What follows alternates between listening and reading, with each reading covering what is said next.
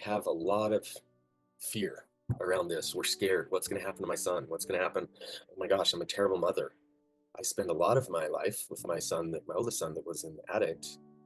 Just got addicted very young, at age 8, when his neighborhood friends introduced him. We were trying to help them in the church, and they introduced him to all kinds of drugs. And it was just so difficult. Drugs, alcohol, sex, porn, very early age.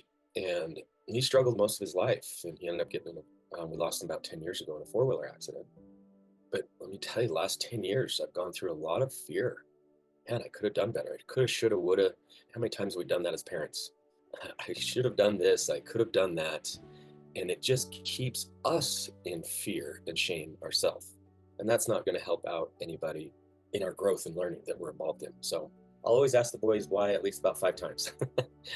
Why? I'm kind of that annoying child. Why? Mom. And I want to ask you why, to get down to your core of why I really want to do this. Why am I doing this? What is my role as a parent towards my child? How do I get better at this?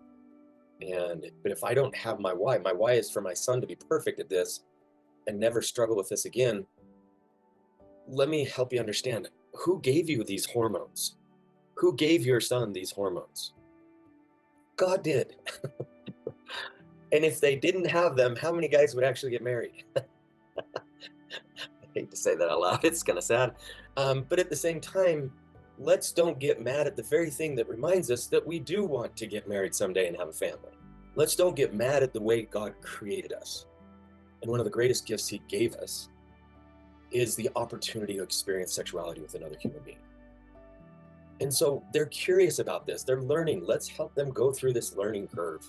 If I followed you around and you were on a diet and told you exactly what to do, how long would you let me do that?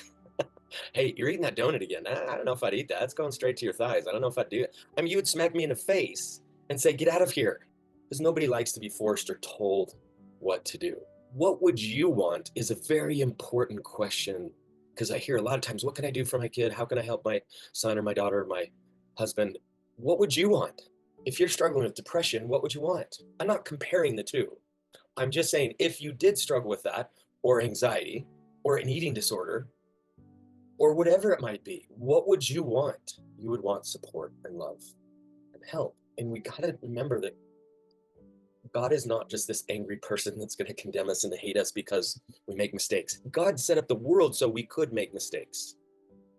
The atonement is a reminder that we're going to make mistakes. And what is the purpose of it? It's in D&C 19, that I suffered so you don't have to suffer. God didn't sit up there, well, you got to be depressed for at least 2 weeks, if your son loses a battle, or, you got to be sad for at least a month for that. You got to shame yourself. You're a terrible parent, man. What's wrong with you? Can't believe he struggles with that. Because I've done everything I could, but guess what? This agency thing is real. We've got to give that back to him. Teach them correct principles, Joseph said, and let them govern themselves. So how can I get back to helping him? First of all, I got to learn how to help myself. Because if I look at this word, and I'm going to put it down in the chat, what's the first thought that you have around that word? If it's fear, then there's a problem. That's where we probably should start. And I know we can have trauma around this word. And this is the first thing when I go teach bishops and words, I put the word sex on the board. And everybody's like, oh, it's such different reactions. You got the ladies up front. Oh, he's the devil. I can't believe we put the S word on there. Little kids are going like this, giggling. They put the S word up there.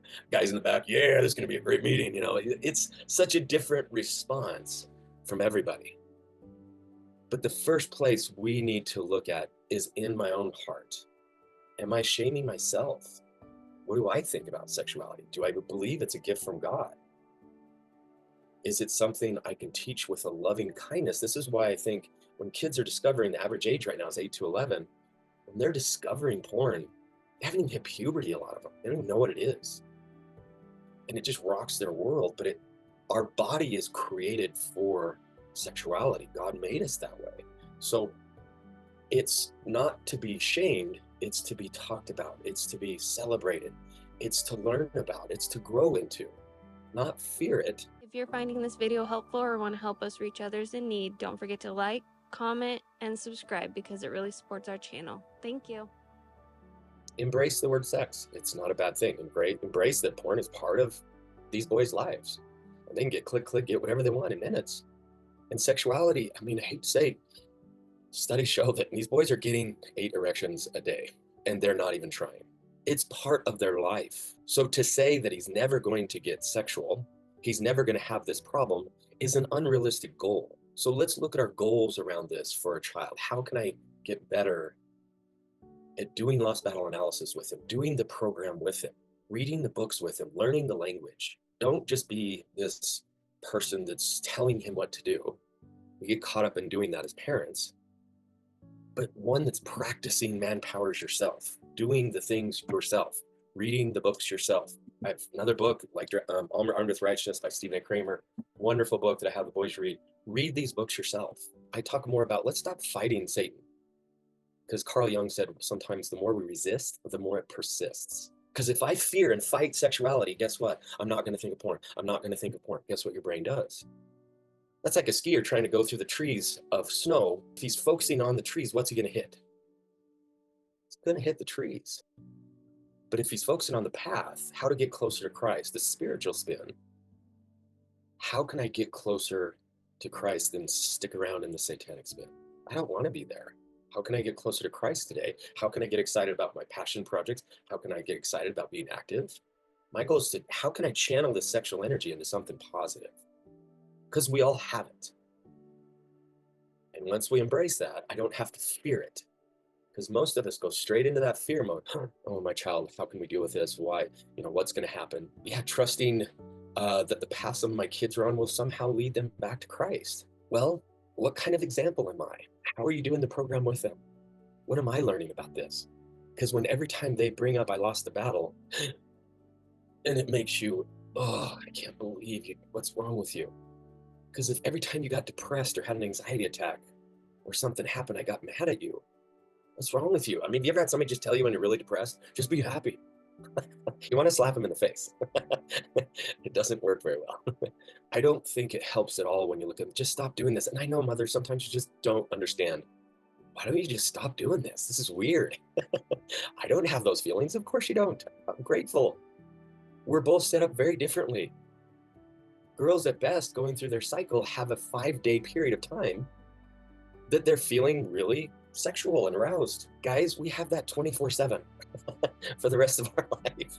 And it's always there. One of the best things I would say as a parent is to not shame them, help them, be part of the process of growing and learning with them. And how can I get better at embracing all of the differences of my child? Because yeah, that's our greatest fear, that they won't get back to Christ. And that's our responsibility. No empty chairs. We've heard that a million times. But in remembering that, you don't have any power over their agency. Remember the serenity prayer. What does it say? Let me have serenity to know, have the courage to know what I can control, or I'm saying I'm butchering it, but to know the difference, and the wisdom to know the difference between the two of them, what I can and can't control. You can't control what your son does. I can teach, I can talk, but shaming and fearing, oh, you're going to go to hell if you do this. Something's wrong with you. That never helps somebody progress. Now stay in my sphere of influence and trust that I have any influence at all. You start wondering, do I have any control? I don't know if you have thought about that as a parent. I'm just like, do they just come with all this stuff? Or do I really have any kind of control over them? And is that my job? What if it was just to teach correct principles and be an example and love them through this? I don't have to shame them through it.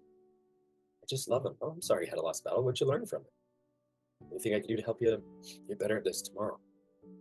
Because if we keep learning just like anything else, if you are struggling with something, had an eating disorder, how would you best like to be supported? That's the same way he wants to be supported. Understanding that we're all different and that's okay. And we don't need to put fault on the parents, because I spend so much of my time in pain, literally crying out at night. What could I have done better? So my kid wasn't addicted to alcohol. And I cried myself to sleep that I could have done something different. We could have read the scriptures more or prayed more or done this more. Please let that go. You're not the big S savior. This person has the savior. Don't play the savior's role and I've got to control everything. And no, we teach correct principles. We love them. We ask questions. Get curious, okay?